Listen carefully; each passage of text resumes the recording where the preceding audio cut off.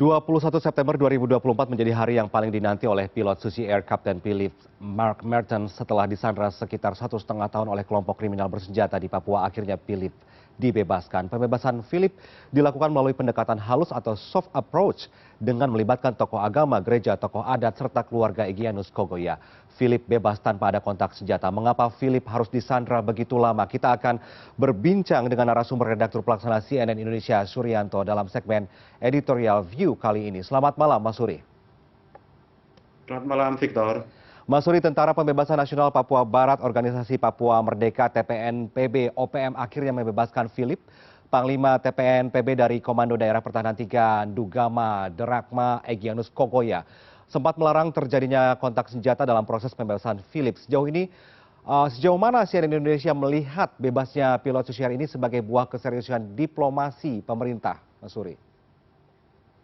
Ya, Victor. Yang pertama soal pembebasan pilot Philip Mertens ini sangat patut untuk diapresiasi.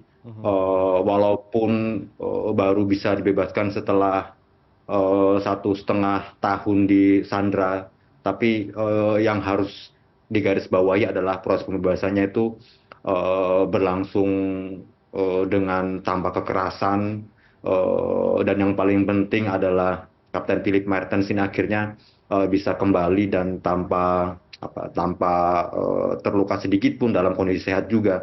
Kalau meminjam pernyataan Satgas kemarin kan hanya berat badannya saja yang drastis gitu kan. Tidak ada trauma secara kejiwaan saat pemeriksaan kesehatan kemarin. Artinya ya memang tidak ada hal yang cukup mengkhawatirkan dari kondisi Kapten Philip Mertens ini setelah disandra selama 1,5 tahun. Ini yang harus yang perlu diapresiasi gitu loh. Sejak pertama kali disandra 7 Februari lalu 2003 lalu, Victor.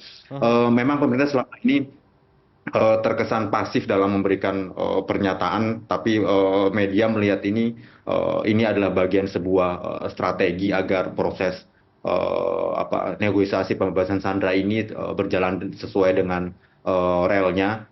Memang ini yang kondisi bisa dibilang kondisi ideal lah dalam pembebasan sandera, Victor. Tidak ada yang terluka, tidak ada korban, tidak ada tidak ada proses yang berlarut-larut, walaupun memang membutuhkan waktu yang lama gitu loh. Tapi memang goalnya ini adalah Sandra bisa dibebaskan, tidak ada kekerasan, tidak jatuh korban lain, terutama warga sipil, karena ini yang menjadi kekhawatiran kita bersama, bahwa kekerasan di Papua yang sampai sekarang belum selesai itu cukup banyak membuat korban jatuh, sehingga banyak korban sipil yang tewas di sana, sehingga ya bisa diapresiasi sih, Victor, apa yang terjadi, Victor. Ya, Mas Suri, Satgas Damai Kartens ini memprioritaskan soft approach dalam upaya pembebasan Philip meski perlu waktu lama begitu ya. Menurut Anda, apa yang membuat negosiasi antara pemerintah Indonesia dengan KKB di wilayah Nduga untuk membebaskan Philip ini berjalan cukup alot begitu,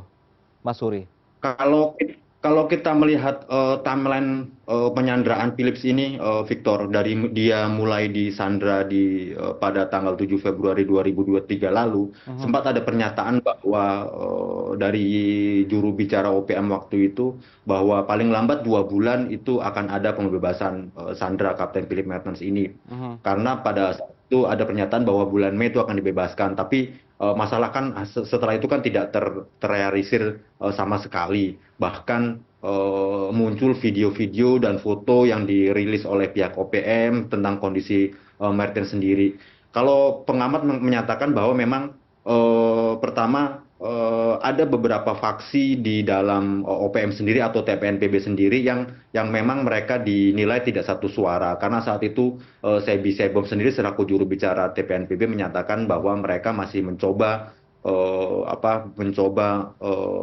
memberitahulah kelompok dari Egyanus Kogoya ini supaya ada kesepahaman bahwa penyanderaan ini menyalahi hukum internasional, sehingga mereka saat itu berjanji akan segera membebaskan Sandra. Tapi dari pihak kelompok Egyanus Kogoya sendiri kan saat itu yang menyatakan bahwa mereka tidak akan membebaskan Sandra dalam waktu dekat, karena mereka ingin terjadi dialog terkait dengan kemerdekaan Papua. Saat itu mereka meminta dialog antara pemerintah dan pemerintah Selandia Baru selaku negara si Philip Mata sendiri ini, Victor. Ya, ya. Mas Suri, ini gerakan separatis di Papua ini bukan yang pertama kali, bahkan sudah bertahun-tahun lamanya itu ada begitu. Nah, saat pembebasan kemarin, Philip diserahkan langsung oleh Egyanus kepada mantan Bupati Nduga Edison Gwijangge di Kampung Yuguru. Kemudian Egyanus meminta Gwijangge berpesan kepada TNI Polri untuk segera menarik pasukan dari tanah Papua. Artinya ada kepentingan yang ingin dicapai oleh kelompok TPNPB nih, Mas Suri. Ada kesan sikap, oke kami bebaskan Philip, tapi jangan ganggu wilayah kami. Seperti apa Anda melihatnya tentang kepentingan ini? Kalau untuk soal demilitarisasi, terus pengurangan, bahkan penarikan pasukan dari Papua itu kan sebenarnya isu lama yang ingin diraih oleh TPNPB atau PM. Mereka meminta agar pasukan yang ada di Papua memang ditarik. Tapi kan masalahnya kita kalau melihat dari perspektif TNI sendiri tidak semudah itu untuk menarik pasukan dari Papua, Victor. Iya, iya. TNI Polri tentu punya pertimbangan-pertimbangan sendiri saat mengerahkan pasukan atau menarik pasukan. Mhm. Ya, kita tahu bahwa memang di Papua kan memang selama ini tingkat kerawanannya masih cukup tinggi sehingga pemerintah dalam hal ini TNI Polri masih merasa perlu untuk mengerahkan pasukan di sana. Kalau dari catatan TNI Polri, catatan pemerintah sendiri dalam kurun waktu 2023 saja, misalnya dalam setahun itu kan ada 60 orang yang tewas dalam konflik di sana. Itu Iya, mayoritas warga sipil. iya, 37 orang tewas. Dari iya. TNI sendiri 23 orang. Bahkan kalau dalam catatan kita sendiri, beberapa 1 bulan setelah Philip Mertens ditahan itu kan ada 5 anggota TNI yang tewas tertembak dalam baku senjata dengan OPM. Artinya begini, tentu permintaan ini tidak bisa serta-merta dikabulkan. Ada analisa tersendiri dari TNI Polri terkait dengan pengerahan pasukan di sana, Victor. Mhm, Jadi mhm. hal seperti ini sebenarnya sangat sulit untuk dinegosiasikan menurut saya Iya. dengan TNI Polri. Iya, iya.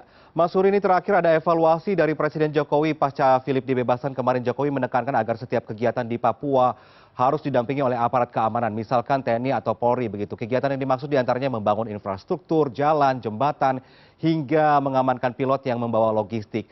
Seberbahaya itukah tanah Papua sampai saat ini, Mas Suri, sehingga ketika ada pihak luar yang masuk ke wilayah Papua harus dikawal TNI Polri begitu?